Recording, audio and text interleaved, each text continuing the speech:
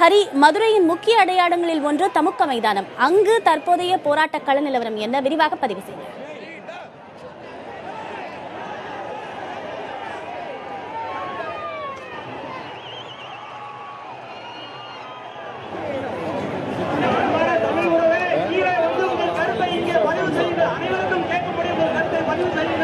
இந்த இடத்தில் தமுக்க மைதானத்தில் ஏராளமான மக்கள் கூடியிருக்கிறார்கள். குறிப்பாக இளைஞர்கள் அதிகமாகவும், அதே போல அவர்களுக்கு ஆதரவாக பெரும்பாலான பெற்றோர்கள் குடும்பத்தை சார்ந்தவர்கள் கூடியிருக்கிறார்கள். நாம் பார்க்கக்கூடிய பகுதி என்னவென்றால், இது அருகில் இருக்கக்கூடிய BSNL நிலையம், அதாவது அந்த டெலிபோன் நிலையத்தில் வாடிக்கை சேவை மையத்திற்கான அந்த கட்டிடத்தின் மேலே ஏறி ஒருவர் தற்கொலை மிரட்டல் விடுத்து வருகிறார்.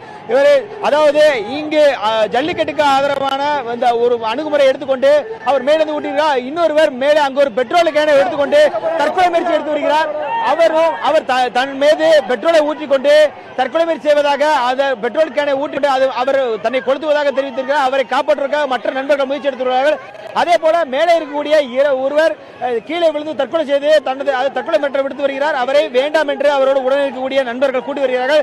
தமிழருடைய போராட்டம் என்பது திசை மாறிவிடக் கூடாது என்பது இவர்களுடைய எண்ணம். இது குறித்து பகுதியை சேர்ந்தவர்கள் கேட்கலாம். சொல்லுங்க, இந்த மாதிரியான போராட்டங்களை எப்படி பாக்குறீங்க? இந்த மாதிரி போராட்டம் கண்டிப்பா ஒரு மனநிலை பாதிக்கப்பட்டவங்க தான் சொல்லணும். நாங்கள் அறவழியில போராட்டம் நடத்திட்டு இருக்கோம், ஜல்லிக்கட்டு நடத்த வேண்டி. ஆனா இந்த மாதிரி பண்ற ஒரு சில நாள் அந்த போராட்டம் திசை மாறக்கூடும். எங்களோட போராட்டம் தோல்வி அடையக்கூடாது. அறவழியில போராட்டம் நடத்திட்டு இருக்கோம். கண்டிப்பான அறவழியில போராட்டம் நடத்தின மட்டும் தான் இது வரணும். இந்த மாதிரி கூடிய சீக்கிரம் மத்திய அரசு நடவடிக்கை எடுக்கலைன்னா இதோட நிறைய விளைவுகள், நிறைய தேவையில்லாத விஷயங்கள் நடக்கணும்னு மத்திய அரசு வேண்டிக்கிறோம். அவரை கைகூப்பி வணங்கி அவரோடு இருக்கக்கூடிய தோழர்கள் தமிழர்கள் அவரை கீழே இறக்குவதற்கான வழியை மேற்கொண்டு வருகிறார்கள். அதாவது எந்த நிலையிலும் தற்கொலை முயற்சி என்பது இதற்கு சரியான தீர்வாகாது என்கிறார்கள். எனவே விரைவில் அவர்கள் காப்பாற்றப்பட வேண்டும் என்பதுதான் இங்கு கீழே இருக்கக்கூடிய பல்லாயிரக்கணக்கான மக்களின் எதிர்பார்ப்பாக இருக்கிறது. ஏனென்றால் சுமார் 40,000 பேர் இந்த பகுதியில் கூடியிருக்கிறார்கள். அனைவருமே அவர் விரைவில் அவர் இந்த மாதிரியான தவறான ஒரு அணுகுமுறையை கையெழுக்க கூடாது என்பதுதான் இவர்களுடைய எண்ணம். இந்த முறை என்பது கண்டிப்பாக ஒரு சரியான ஒரு முறையாக இருக்காது என்கிறார்கள். இது சொல்லுங்க, இந்த மாதிரியான ஒரு அணுகுமுறை எப்படி பாக்குறீங்க? இந்த மாதிரி ஒரு இதை தவிர்க்கணும். நம்ம உட்கார்ந்து நடு ரோட்ல உட்கார்ந்து இரவும் பகல பாராம போராடணும். தமிழர்கள் அனைவரும் ஒன்று கூடணும். தமிழ் மொழிங்கிறது ஜல்லிக்கட்டு நடத்தும் முறை கண்டிப்பாக போராடுவோம். இந்த மாதிரி அணுகுமுறை எப்படி பாக்குறீங்க? தற்கொலை மிரட்டல் தவறான வழிமுறை. நாங்க கஷ்டப்பட்டு கண்டிப்பா நாங்க ஃபுல்லா வீட்டை தடை செய்யணும் முழுமையா. நம்மளுடைய போராட்டம் அறப்போராட்டமா தான் இருக்கணுமே ஒழிஞ்சு இந்த மாதிரியான தவறான செயல்களில் எந்த இளைஞர்களும் ஈடுபட வேண்டாம்னு கேட்டுக்கொள்ளுங்க. இந்த மாதிரி போராட்ட அணுகுமுறை எப்படி பாக்குறீங்க சார்? இது முற்றிலும் தவறான ஒரு விஷயம் சார். இது எல்லாரும் இதுக்காக தான் போராடிக்கிட்டு இருக்காங்க. ஆனா இப்போ இப்படி பண்றால எங்களோட போராட்டத்துக்கான ஒரு இதே மாறுது. இந்த மாதிரியான அணுகுமுறை எப்படி பாக்குறீங்க? முட்டாள்தனமான காரியம் தாங்க. இதெல்லாம் இப்படிலாம் பண்ணக்கூடாதுங்க. நாங்க அமைதியாக போராடிட்டு இருக்கோம். அதாவது சுமார் 30,000க்கும் அதிகமான இளைஞர்கள் இங்கு அறவழியில் போராடி கொண்டிருக்கும் போது இந்த மாதிரியான ஒரு தவறான அணுகுமுறை என்பது, அதாவது காவல்துறைக்கும் மற்றவர்களுக்கும் உடனிருந்து போராடும் மற்றவர்களுக்கும் ஒரு நெருக்கடி கொடுக்கும் விதத்தில் இந்த மாதிரியான போராட்டம் என்பது ஏற்றுக்கொள்ள முடியாத ஒன்றாக பார்க்கப்படுகிறது. இந்த பகுதியை சேர்ந்த மதுரை சேர்ந்த இளைஞர்கள் அதிக தமிழர்கள் இங்க இருக்கிறார்கள். அவரை கேட்கலாம், இந்த மாதிரியான போராட்டத்தை எப்படி பாக்குறீங்க? உங்க போராட்டம் எப்படி இருக்கு? இந்த மாதிரியான போராட்டத்தை எப்படி பாக்குறீங்க? நல்ல வழியில போராட்டம் இருக்கிற மாதிரி இது கெடுக்கிற மாதிரி இருக்கு. இது தப்பு. இதை கண்டிப்பா தடுத்தாங்க. இந்த மாதிரி யாராவது செஞ்சா கண்டிப்பா தப்பானதெல்லாம் போய் முடியும். இந்த முடிவை கண்டிப்பா தவிர்த்து தான் ஆகணும். இந்த முடிவை கண்டிப்பா தவிர்த்து சொல்றதே இவர் ஒருத்தர் செய்யறது எங்க எல்லாத்தையும் எடுக்கிற மாதிரி இருக்கு. நாங்க அமைதியான வழியில போராடிட்டு இருக்கோம். இது வரைக்கும் காவலோட ஒத்துழைப்பு உங்களுக்கு எப்படி இருக்கு? இந்த மாதிரியான விஷயங்களை எப்படி பாக்குறீங்க? இந்த மாதிரி விஷயம் ரொம்ப எங்களை கெடுக்கிற மாதிரி இருக்கு. எல்லாரும் இதே மாதிரி தான் இருப்பாங்கன்னு நினைச்சிட்டு இருக்காங்க எல்லாரும். இந்த போராட்டத்தை பிசுபிசுத்து போக மாதிரி இருக்கு. நல்ல முறையில் போராடிக்கிட்டு இருந்தாங்க மக்கள். நல்ல உணர்வோட நல்ல இதோட போராடிக்கிட்டு இருக்காங்க. இது காவல்துறைக்கு ஒரு வாய்ப்பு கொடுத்த மாதிரி இருக்கு. நல்ல தமிழர்கள், நல்ல மாணவர்கள், நல்ல அறவழியில் போராடிக்கிட்டு இருந்ததை இப்போ அவர் ஒரு உணர்ச்சி வசப்பட்டு இது பண்ணிட்டாரு. உணர்ச்சியை தூண்டி புத்தியை மழுங்கடிக்கிற செயலில் ஈடுபட்டிருக்காரு.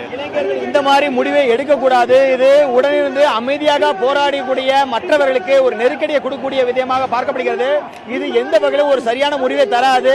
அறப்போராட்டமாகத்தான் இங்கு முன்னெடுத்துள்ளார்கள். சுமார் 40,000 இளைஞர்கள் இங்கு முன்னெடுத்துள்ளக்கூடிய அறப்போராட்டத்தை இந்த மாதிரியான அணுகுமுறைகள் என்பது கண்டிப்பாக ஒரு தவறான ஒரு பாதைக்கு வருவதற்கும். எனவே விரைவில் அவர் கீழே இறங்க வேண்டும், மற்றவர்கள் சேர்ந்து ஒரு அறப்போராட்டமாக முன்னெடுக்க வேண்டும் என்பதுதான் இவர்களோட போராட்டமாக இருக்கிறது.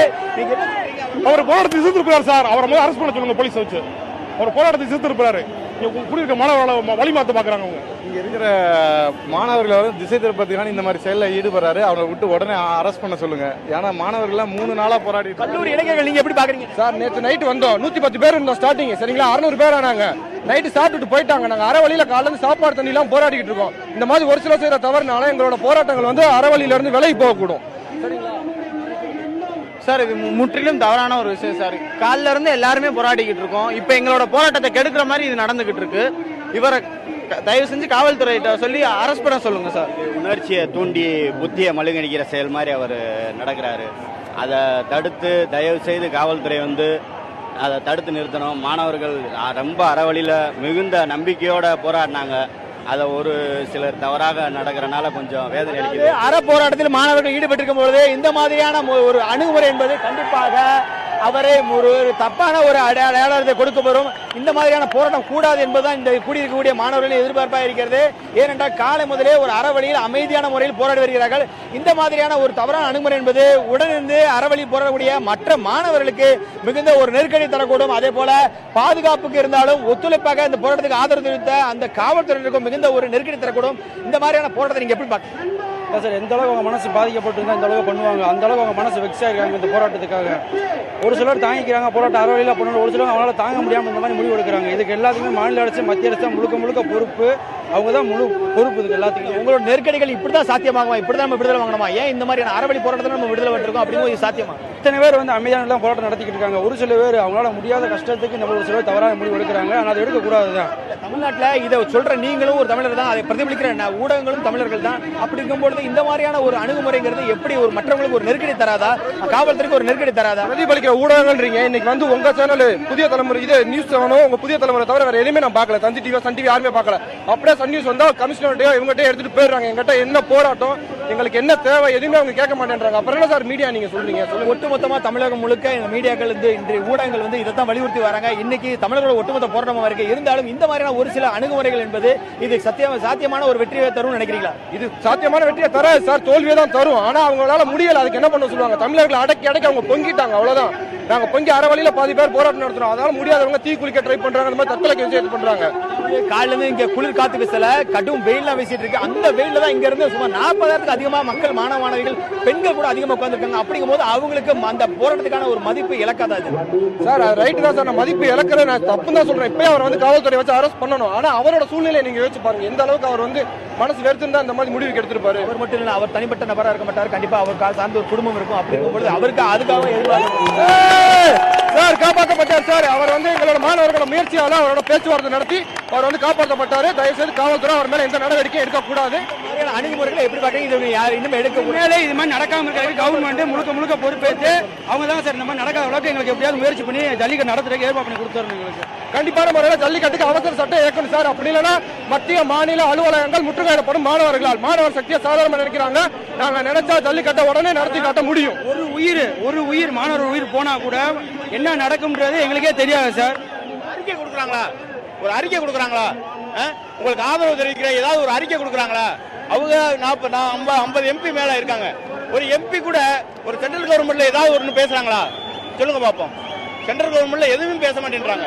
நான் இப்ப கேட்டேன், இன்னைக்கு டிவியில போறேன், நாளைக்கு காலையில நாங்க டெல்லி போறோம், குடியரசுத் தலைவரை பாக்குறேன். இப்ப உள்ள நடக்கிறத வந்து இத்தனை 2 நாளா 3 நாளா போராடி இருக்காங்க. அதை பத்தி தெரியாம இவங்க இப்படி பேசிக்கிருக்காங்க.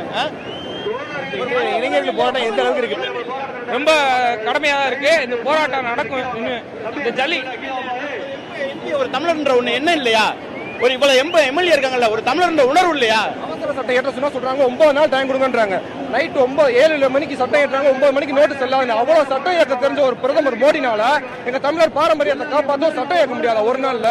அப்பனால தமிழனா இழிச்ச வேணாம். தமிழர் மட்டும் ஏறி மிதிக்கிறாங்க.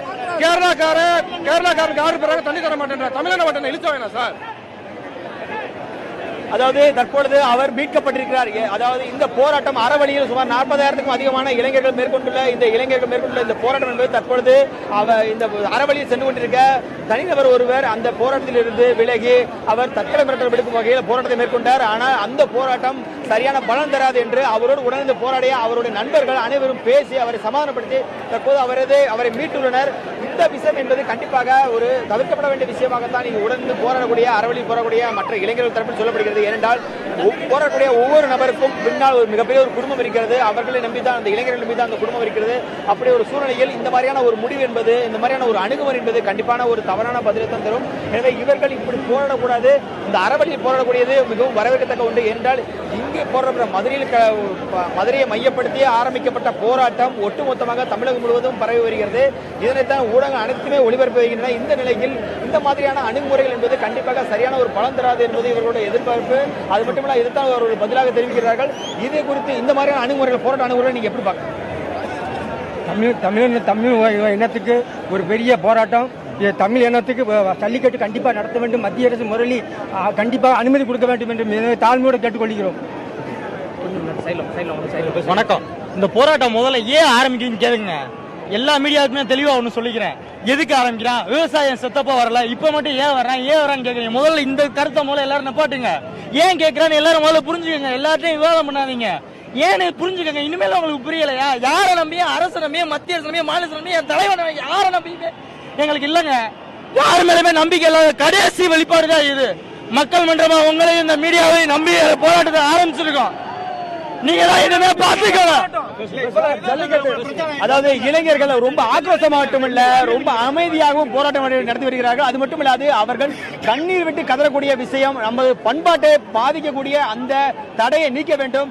ஜல்லிக்கட்டு என்பது எங்களுடைய வழக்கம் போல நடைபெறக்கூடிய ஒரு விளையாட்டு. அதை தடுப்பது என்பது தமிழின் வீர மாண்பு அளிக்கக்கூடிய விஷயமாக பார்க்கிறார்கள். எனவே இந்த போராட்டம் என்பது கண்டிப்பாக அறவழி போராட்டம் தொடரும் என்பதுதான் இவர்கள் தரப்பில் சொல்லப்படக்கூடிய ஒன்றாக இருக்கிறது.